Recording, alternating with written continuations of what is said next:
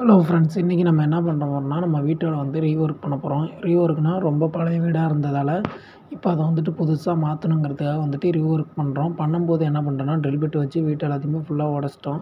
உடச்சதுக்கப்புறம் அந்த மெட்டீரியல் எல்லாத்தையுமே எடுத்துகிட்டு மற்றபடி வெளில வந்துட்டு பைக் ஸ்டாண்ட் நிப்பாட்டுறதுக்காக வந்து ஷெட்டு போட்டிருந்தோம். ஷெட்டுக்கான எலக்ட்ரிஷியன் ஒர்க் எல்லாமே முடிச்சிட்டாங்க. முடித்ததுக்கப்புறம் அவுட்புட் வந்து ரொம்ப நல்லா இருந்தது. அப்புறம் அந்த நம்ம ட்ரில் பண்ணுறதுக்காக நம்ம வச்சுருந்தோம் இல்லையா, வீடு ரீஒர்க்காக, அதை உடச்சது எல்லாமே நைட்டு பகலுமா சேர்ந்து நானே அள்ள வேண்டியதாகிடுச்சு.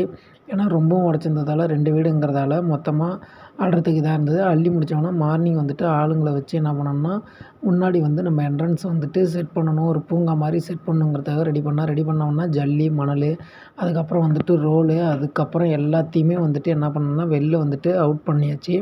அவுட் பண்ணதுக்கப்புறம் நமக்கு தேவையான அளவு சிமெண்ட் மூட்டையும் கொண்டு வந்து இறக்க வச்சுட்டோம். இறக்கி முடித்ததுக்கப்புறம் ஆளுங்களை வச்சு மணலை கொட்டி ஜல்லி எல்லாத்தையுமே நிரவி சரி பண்ணி அதுக்கான அளவுக்கு வந்துட்டு செங்கல் வச்சு அளவு வச்சு கரெக்டாக வச்சுட்டோம். வச்சதுக்கப்புறம் நம்மளுக்கு என்ன தேவைன்னா, இப்போ அந்த வந்து கலவை மிக்சிங் வந்து போடணும்.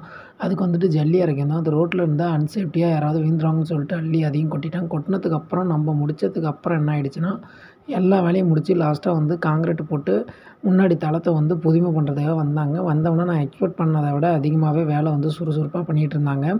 அவங்களுக்கு கொடுத்த டைமை விட அதிகமாக கொஞ்சம் டைம் எடுத்துட்டாங்க. காரணம் என்னென்னு கேட்டால், நல்லா ஒர்க் பண்ணோன்னாங்க. ஓகேன்னு சொல்லிட்டு வேலையை முடிச்சாச்சு. அது மட்டும் இல்லாமல் நமக்கு வந்து பைக் நிப்பாட்டுறதுக்காக பைக் செட் வந்து போடுறதுக்காக வந்துட்டு எலக்ட்ரிஷியனை வர சொல்லியிருந்தோம். அவங்க ப்ளம்பர் எல்லாமே வந்து நீட்டாக வந்துட்டு அவங்களோட வேலையை எல்லாத்தையுமே குயிக்காக முடிச்சிட்டாங்க. முடிச்சதுக்கப்புறம் நமக்கு வந்து வெஹிக்கிள் நிப்பாட்டுறதுக்கு வந்து அவுட்புட் பண்ணுற அளவுக்கு வந்து நல்லா சூப்பராக ரிசல்ட் வந்து கிடச்சிருந்தது. அதை பார்த்ததுமே நான் ரொம்ப ஹாப்பி ஆகிட்டேன்.